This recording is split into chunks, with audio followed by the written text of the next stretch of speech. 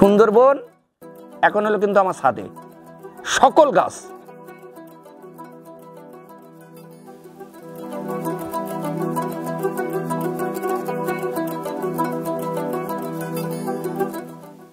এবং ঔষধি গাছ, বিলুপ্ত প্রজাতির গাছ।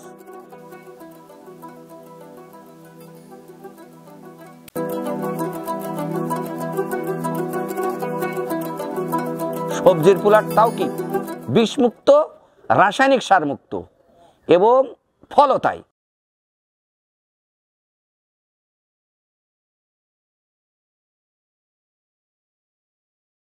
আমার নাম ইয়ারাব হোসেন, বাড়ি হলো সাতক্ষীরা সদর উপজেলা তুজলপুর গ্রামে।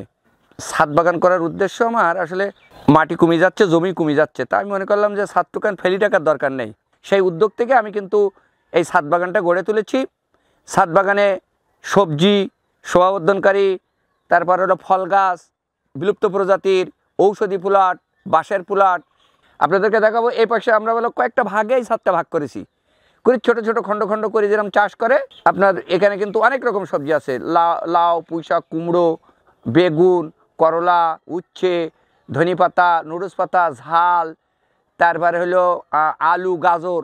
আর এখানে আমি বিলুপ্ত প্রজাতির গাছ যেটা আপনি বলছেন, যেরকম মিরাক্কেল, আলু বোকরা, তিনকড়া, সাতকড়া, চাপালিশ, ফলসা, দরিয়ান, তারপরে হলো আগর, ধূপ, ননিফল, পিসফল, ডেকল, ডেফল, এই যে টকাতা, এইগুলো।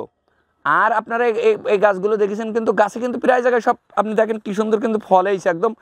আপনি কিন্তু একদম জমির মতনই ফল। আপনাদের ফলগুলো একটু দেখাবো, যে থোকা থোকা একদম ফল। কিন্তু এই গাছগুলো দেখেছেন, এ পাশেও গাছে ফল কিন্তু ব্যাপক ফল ধরেছে, আমি আপনাদেরকে দেখাতে পারি।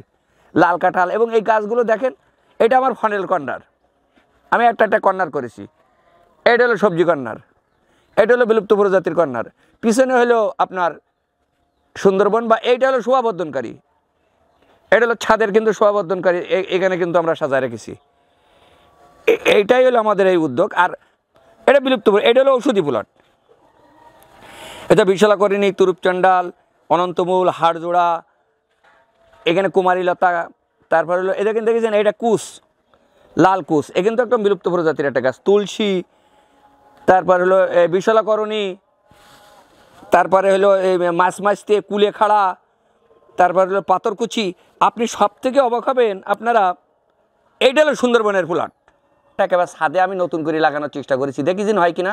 আপনি দেখেন, সুন্দরী গাছ, গোলপাতা, শ্বাসমূল, কেওড়া, গরান, ফলসা, হরকাসা, তারপরে হলো আপনার সুন্দরী, কেওড়া, বাইন, পশুর, গোলপাতায় দেখেন, গোলপাতা গাছটা এটা দেখেন। আমাদের কিন্তু আমি বলছি ছাদে সুন্দরবনের গাছ শুধু সুন্দরবনে হবে কেন, অন্য মাটিতেও হয় কিনা, সেটা কিন্তু আমার চেষ্টা। এই কারণে আমি টবে দে, আল্লাহর রহমতে সব কিন্তু বেশি গেছে, একটা গাছও মরেনি। আমি যেভাবে লাগাইছি সেভাবে হয়েছে। দেখেছেন এই গাছগুলো, বলো একদম যে গাছ কোনো গাছের সাথে এ নেই, দেখেছেন। গাছ ভালোবাসলে আসলে গাছের সাথে ভালোবাসা দিলেই গাছ বাঁচে। এবং বিলুপ্ত প্রজাতির কাঠ গাছ, যেরকম ধারমারা, ধূপ, আগর, কাটাবাজনা, এইগুলো কিন্তু বিলুপ্ত প্রজাতির। এবং সুন্দরবনের গাছ, সুন্দরী, গরান, কেওড়া, গেওয়া, হরকাসা, ধুন্দুল, পশুর, সকল গাছ কিন্তু আমার এখানে রয়েছে, আপনারা সেটা দেখেন। আর এইটা হলো আমাদের বাঁশের কর্নার। আমার কাছে 18 জাতের বাঁশ আছে এই জায়গাটা।